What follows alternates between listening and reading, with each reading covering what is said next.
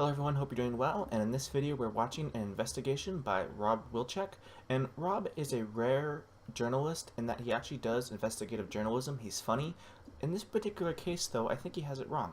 So in this video, Rob talks about investigating a cell phone wholesale business in Dearborn Heights. You'll notice too that he doesn't black out personal information here in this next clip, and let's go ahead and see what Rob says. And here's what we found. A bunch of empty phone boxes. Lots of them. So people from out of Personal information? state are sending these guys phones, and all of these people appear to be bringing them phones. But then they toss the boxes. Hold the phone here. What's going on at this little shop on Telegraph Road in Dearborn Heights? Looks like the same thing that was going on in this little shop on Telegraph Road in Taylor until the feds came in and raided the place. The name of that business was iBuy Express, a company that advertised they bought new phones for above market prices. Who'd pay more for phones than they're worth? According to this lawsuit, people who are trafficking in phones on the black market. One thing to keep in mind is above market prices does not mean more than retail. It means more than the standard resale value. And a lot of times people say that they're going to pay above retail market price, like sites like Cash for Gold, phone trading programs, and a lot of times they drop the price when you actually go there. So that statement is kind of meaningless unless it's investigated it's actually paying more than the retail price of these phones.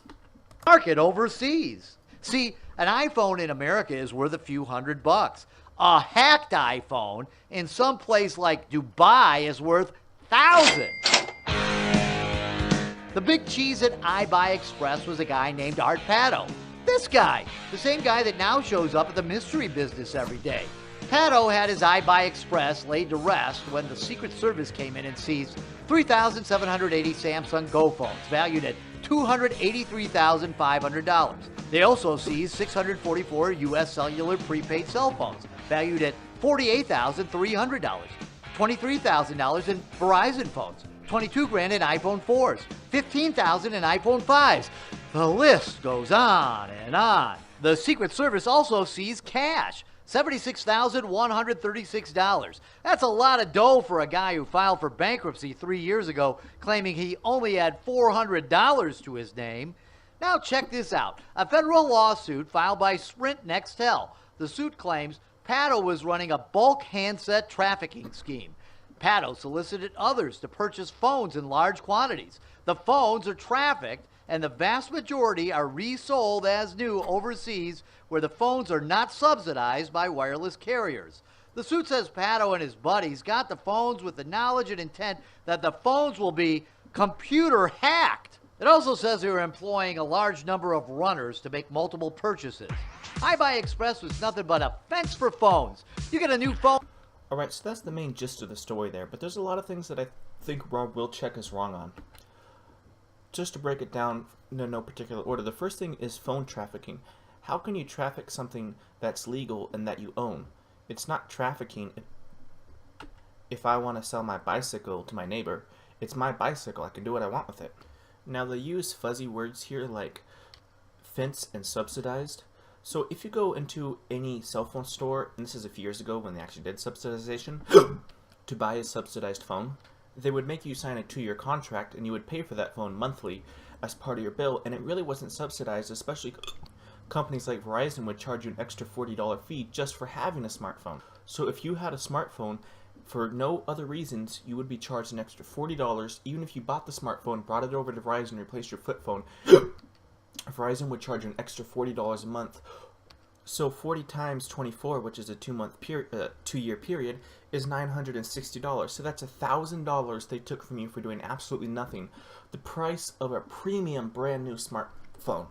So what these companies are doing are using high-powered lawyers pestering small business people because they know they can get away with it.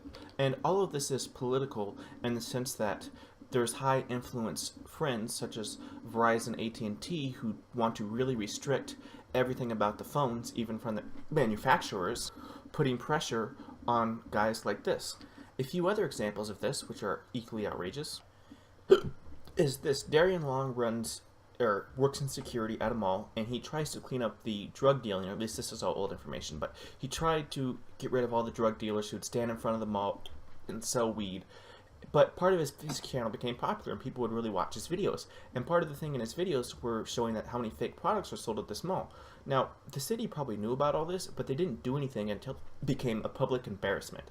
And so then, after Darren Long's videos, you find out later that, you know, the place is raided and all their property is taken.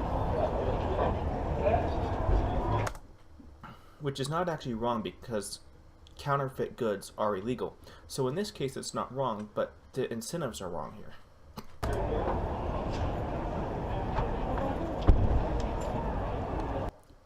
I've been told to stand firm. One of the ones I really think was wrong was when Apple was using their high-powered lawyer firm, one of the biggest firms in New York, to threaten and scare Louis Rossmann, who shows people how to fix their own computers, do motherboard repair, and instead of keeping it all secret, he goes and shows people how to do it as he does it his job. And Apple wanted to sue him to make him take down his videos who are showing people how to fix computers. Now they backed off because there was news articles about this being ridiculous, them being a bully to Louis Rossmann, but this shows an example of how these lawsuits aren't always right. Now if you're claiming he's doing something criminal because he's using subsidized phones, that's actually not on his property. You see, he checks to see if they're subsidized or not because that's the same thing as stolen, you can't buy them. Now if someone has a subsidized phone and they lose it or they sell it or they break it, it's not, oh no, they just stole a phone. They did steal a phone, but it goes on their credit report, so then they will not be able to get a credit card, not be able to get an auto loan, not be able to get any kind of loan because their credit's completely shot because they borrowed money and they didn't pay it back. That's what a subsidized phone is. Now these phones aren't illegal. If someone can't pay back their loan and they go into bankruptcy or something, the phone isn't illegal. The phone will also be blacklisted. It's IMEIE, where it can't connect to the network, any cellular network, but it can still work as a Wi-Fi device, and there's nothing wrong with the phone. It's just the person who didn't pay it back or whoever. There's multiple reasons for something getting blacklisted. It can be lost or stolen, but that doesn't mean it is stolen. If it's lost, it can be blacklisted. If I lose my phone and say, hey, I don't know where I left it, I want to blacklist it, all the carriers have agreed that those phones can't be used on their network, so no problem. Now these phones can be used on other carriers outside of the US who are not part of that agreement, who said blacklisting, you know, I don't really care if the phone's blacklisted or not. There's nothing physically wrong with the phone. That's not part of our agreement. The phone's fine. If someone has the phone, then they can use it. But it's not like there was no punishment for stealing the phone. Whoever did not pay for that phone now has a horrible credit report. He borrowed money and did not pay it back. So it's not the fault of the person who has the phone. It's the fault of the person who borrowed money. It's kind of like a DRM, but on a physical product you own, saying you can't use that, which is, it's your product, you are allowed to use it. It's like saying you can't play a video game because you left a region. They did this with the Sega Saturn. You can't play a game that was made for Europe in the United States. You still own the game, you should be able to play it, but they're saying you can't do that. Another thing is they're saying these phones are hacked. Now what does hacking actually mean?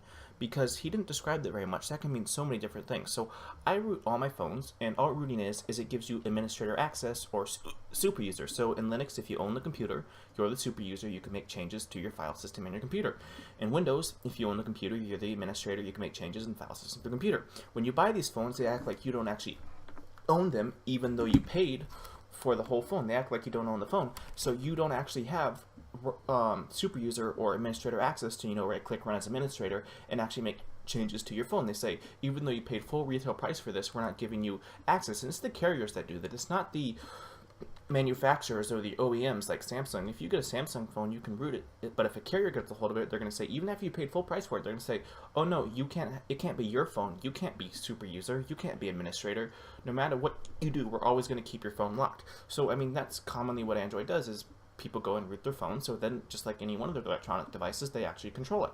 Some of the other shady things carriers do is they install these things called like Blaster. I don't remember the exact name, but it was a program that would install paid advertisement apps. There's nothing you could do about it onto your phone. So you would have your phone, and then suddenly there'd be Candy Crush or Clash of Clans installed, and the carrier gets paid like 30 cents for each install, and they would just push these down to your phones, like, you know, like Really, it's kind of like the onion feed bag, where it's like, just eat whatever you put in your slop and don't think. Hey, America Eats, the fast food feed bag. Beginning today, diners will be able to strap on the wearable menu item at participating KFC, Long John Silver's, Taco Bell, and Pizza Hut restaurants.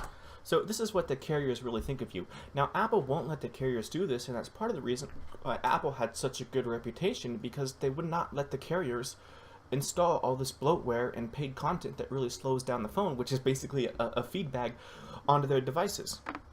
So the carriers are not very ethical. Now, so they say they gave this guy a $2 million judgment.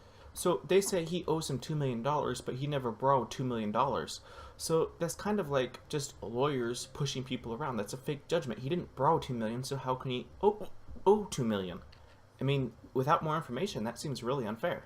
Some of the other things carriers do is you can't tether your phone. So if you have your phone, if you have an OEM phone, there's nothing wrong with your phone has the technological capability of doing this, but the carriers used to. They don't do this anymore.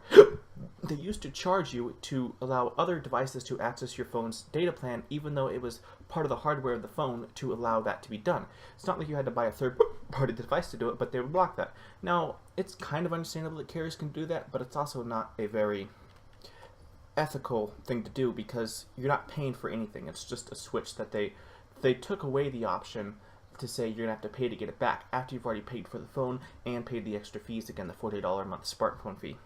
Also in this video, Rob Wolchek asked him, who are your wholesalers? Well, he doesn't actually have to tell you, because that's private information. That's like your private business secrets. That's the secret sauce, you know? Who am I selling to? Who are my suppliers? Why would he give that away on the news? That makes no sense. So I think Rob Wolchek came a little bit strong on this one, and it was a little bit blown out of proportion and ridiculous. Again, all these points, what these guys might be doing might be in kind of a gray market, but they're not criminals, and they're not scamming anyone. It's more of a terms of service where you really wonder if the carriers should be allowed to be doing the things they're doing in the first place. And the carriers kind of create this market by, again, all those shady things that the carriers do, and then trying to enforce that people have to do that when they really are kind of counterintuitive. So that's my opinion. Go ahead and leave your comments below what you think. Maybe I'm wrong on this. Let me know. Thanks for watching. Hope this helps.